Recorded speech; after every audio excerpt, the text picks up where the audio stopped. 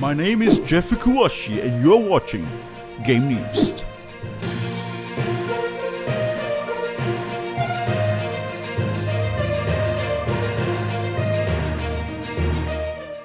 Nintendo has just announced the Switch 2. Woo! The Switch 2, you say? Yes! When I saw the Switch 2 announcement, I immediately switched to PlayStation 5 and never come back. That's what some people said.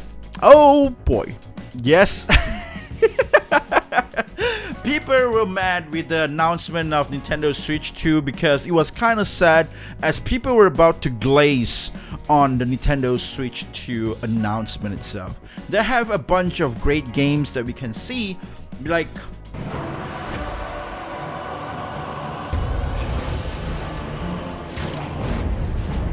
yeah, everybody's talking about the From Software games, right? It's like, oh man, it's the new Bloodborne game that's going to be released. Until they were like, wait, it's a PvE game?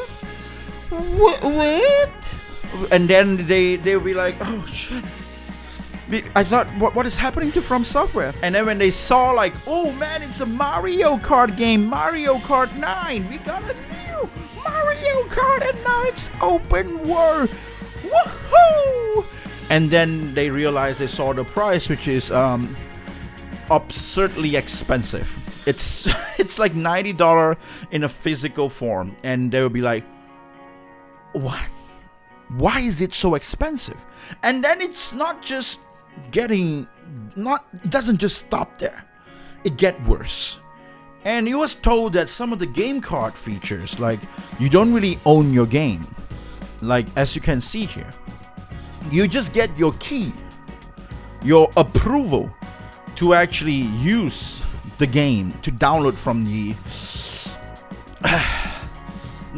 internet, right? You have to download your game and stuff, which this is a huge problem. And I even see a very concerning things. It's like Nintendo just forgot about Wii U, because there are some people that actually said, I see this as a Wii U announcement.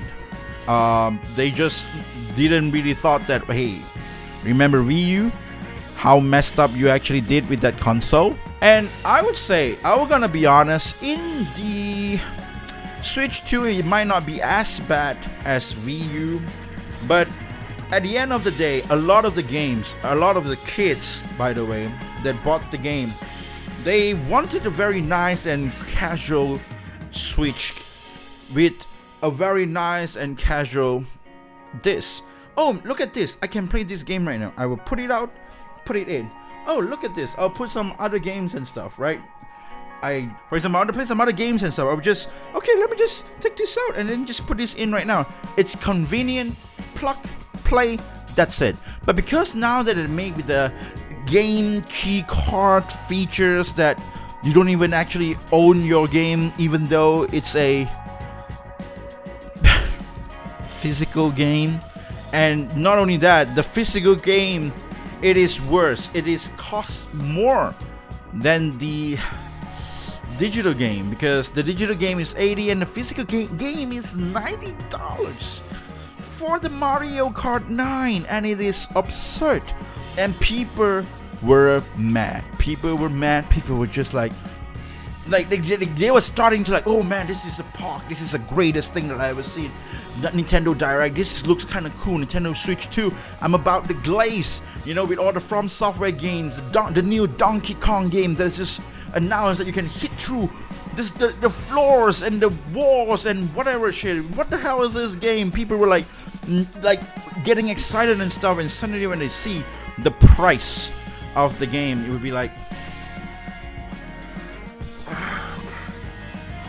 that is freaking expensive. And I'm gonna say it because not a lot of people are gonna say it. I'm gonna say it though. It's a kid game that costs $80. That's the key point. Kid game.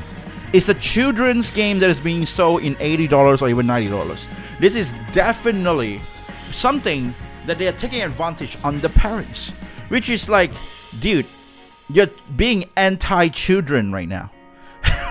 I thought Japan has problem with kids not giving birth or something like that. You have so little kids that you want more kids to come out. But if you make an environment that is not friendly for kids, then, like, you know, who the hell want to give birth to kids? This is my personal take though. I was like, what the hell is that, dude? Like, seriously, like, why is a Mario, let's just say, how many people play Mario, okay? Even when PlayStation 5 Astro Bot appears, it was only like a $60 games from what I know. It is so freaking cheap and affordable. And people were like, oh man, yeah, I forgot about that. This is the only games that have the features for all the PlayStation 5 DualSense, so I can control this properly with all the DualSense and stuff. This game is awesome. Astro Bot, Game of the Year of 2024. And it is.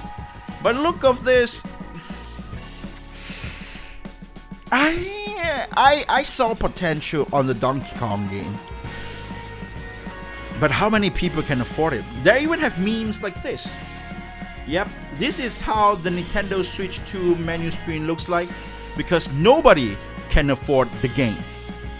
This is the most biggest, too greedy Nintendo getting, like, you know, it's not just greedy. Nintendo's getting too greedy by trying to sell the games on like all the prices and stuff.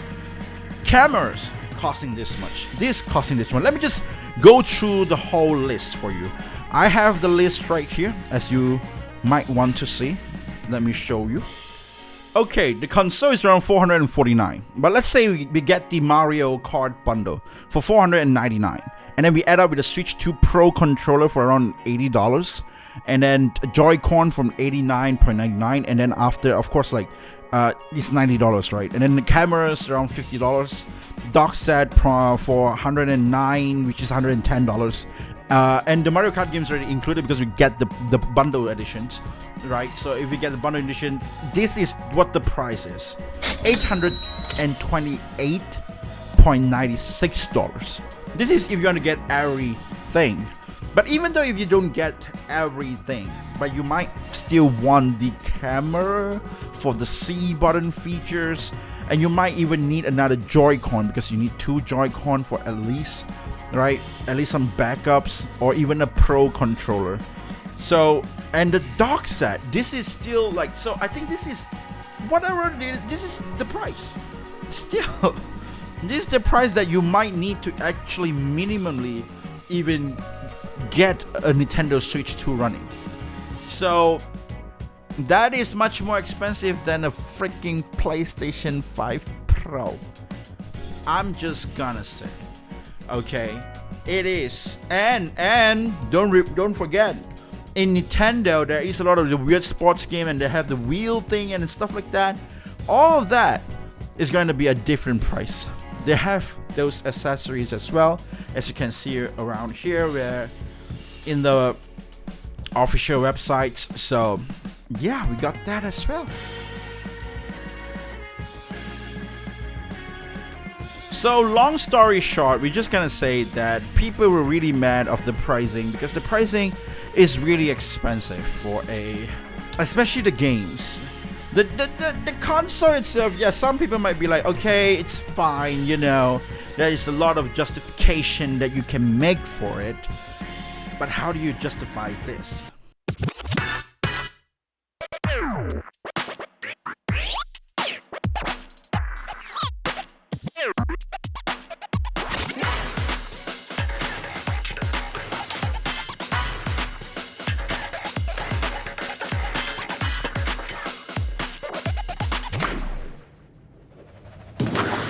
Ooh, I am not touching that. Okay, it's the first time I saw that, it was a bit messed up. It was a bit kind of messed up. Okay, I was like, no, I'm not gonna touch that. Dude, seriously, a wheelchair game? You gotta be inclusive? I thought Sakurai said that you should make games without thinking what the Western point of view is or something. I'm just saying. Okay, well, it is not just all the bad stuff. There is the pretty cool games that is coming in, and we thought it's all really nice, and you thought it could not be better. Of course it's gonna be better. Look at this. Welcome Tour. In PlayStation 5, you got Astro Playroom. Astro Playroom was a tech demo thing for your PS5, and you got a nice platforming game which is pretty solid and fun and cool that you can use your games and you can just move around and have some fun with a Astrobot to get to know your PlayStation 5. But in Nintendo Switch 2, what did they do? They put in a Welcome Tour game, which is a paid guidebook for your Nintendo Switch 2. You gotta pay. Like, not only these days you don't get anything in the cover anymore, now they want you to pay for not having that cover. Do you get what I'm trying to say? Like, now they want you like back in the day, if you buy a PS3 games, let's say this is a Ubisoft PS3 games. Look at this, super nice hot ladies and stuff, which is nice and cool, like hot ladies, and they have like guidebooks to tell you what the game is about, right? They have a video games in it. They even throw in some Square Enix sometimes for you, and Ubisoft. Like, look at that, two names all together, Square Enix and Ubisoft getting together in a point card. You don't see that anymore.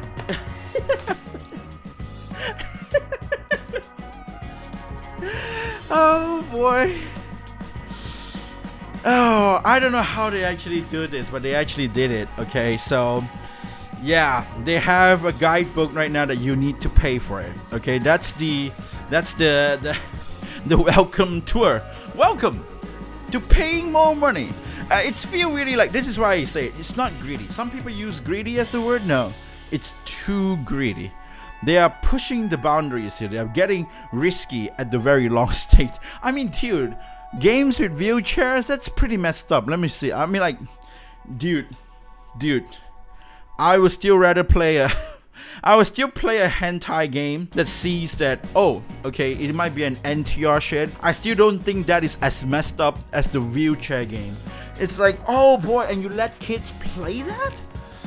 At this point, might as well just let them play that NTR game. What the hell, dude? Dude, come on. Oh man. So yeah, so that's basically what Nintendo Switch 2 was. I was very excited of the Nintendo Switch 2 games that they announced when I was watching the Direct. It was so cool, a lot of cool features, but this is the most messed up features. From what I can see, a lot of people cheered when GameCube announces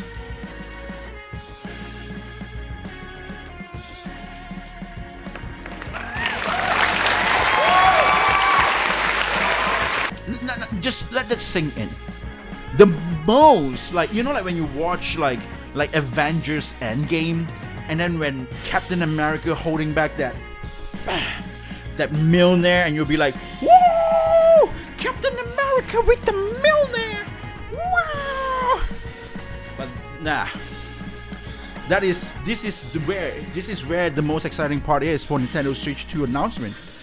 The GameCube. So at the end of the day, Nintendo game is just a bunch of games that just trying to, like, sell off nostalgia. And you guys dare to blame on remaster and stuff? Dude, come on, man. Come on.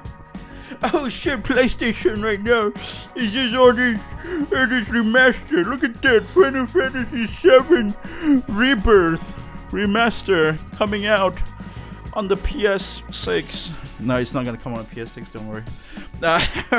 So I'm just saying that, this is so weird and shitty for the Nintendo Switch, Nintendo to actually redo this. It's very okay with all this weird shit. Okay, talk aside, they really messed up with the pricing. They really messed up with like a lot of people really clearly, that if you can check on the internet, everybody was so unhappy because of the pricing of the video games itself. nobody really complain about the console pricing at all. Even though they have like this, you know, if you are from the overseas, they have the multi-language version, and if you're from Japan, they have the Japan version, which is more cheaper, very cheap indeed, actually more cheaper than $100 or something like that. So they do split it into two kind of version. For the Japanese version, from what I understand, it's just that the console itself is in Japanese. I do believe you're still able to play other type of games. I don't think it's region lock. I think you'll still be able to play whatever games that you can find in wherever series. But if they really did the region lock, if you buy a Japanese version, you can only play Japanese game, then that is where they're gonna mess up again. It's gonna be another VU situation. And if PlayStation 5 really, I mean, if Sony really release the PlayStation Portable that allows you to play PlayStation 5 games on a portable state, then that might be a game changer and just blown Nintendo Switch 2 out of the water. It's gonna be like Homelander looking around at a peasants and blasting the laser eyes into their face, and it's just gonna be gone and something like that. So yeah, I'm just saying, okay? I'm just saying, people, it's really messed up. So here's the summary, okay? Switch 2 is gonna be released on June 5th. They have the C button features, which it doesn't really have any controls that much, which I think some kids might just show their dicks out to people. And they might have the games like this where people would just be playing like, okay, we're gonna play these party games, and now we can see all ourselves and everybody, right? And there is two girls and two guys are playing it, and the two girls are kind of hot or something like that maybe, and they will be like, okay, each time when I win or anybody win, each time when everybody lose, you gotta take off your clothes pieces by pieces. That's what allows people to do. So I kind of looking forward for that. For that buttons, I guess. So that's what the C button features are for. Okay, and then we got the game will cost around $80 for digital and $90 for physicals. And game upgrades, for example, like Tales of the like Breath of the Wild. Sorry, not Breath of the Wild or something like that. Those they will have a upgraded version for the Switch 2 that's gonna cost money. Which, from what I remember back in the day, I was playing Final Fantasy VII.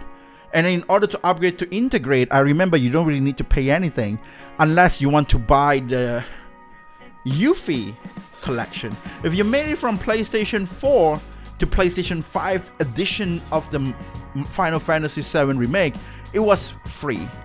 If you upgraded your God of War PS4 version to the PS5 version, it was free. But this is not it. They did not do it. You have to pay money for everything. And then with the game share features, they're trying to justify the price of the $80 digital games. You're like, but you can share games now. We get the game share features. This is just the same shit, which what I'm using right now on the PlayStation with the offline share. Okay, they do have this as well. Okay. From what I understand, okay, I don't really know that much.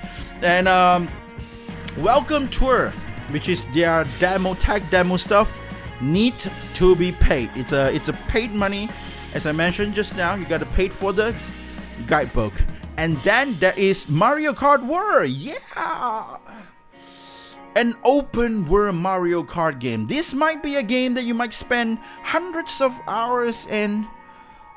But let's be honest, do you really gonna spend that much of an hour inside of a game?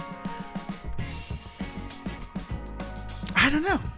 Monster Hunter, I spent around 80 hours. Now I'm stopping. I'm waiting for the next update. See, there's so many games out there, right? So many games out there. Donkey Kong game. This looks like a potential game of the year. I mean, in my opinion, I see it. I was like, man, I did enjoy Astrobot. This gives me some Astrobot vibe. And yeah, it might be great. From Software, boom! Bloodborne 2, people get excited, but then it's a PvE games. PvE from Software Games. I'm trying to make like it's in the game. So yeah, that's that. And then a wheelchair game. Nintendo? Seriously? Come on. And then the most people cheered during the whole stream was GameCube announcement for the Plus. So that's it. That's the summarize of it. That's the whole thing that I wanted to say here. So what do you guys think about Nintendo Switch 2? Let me know. And you have watched Game News. My name is Jeff Kuwashi, and I will see you guys again on the next video. Goodbye.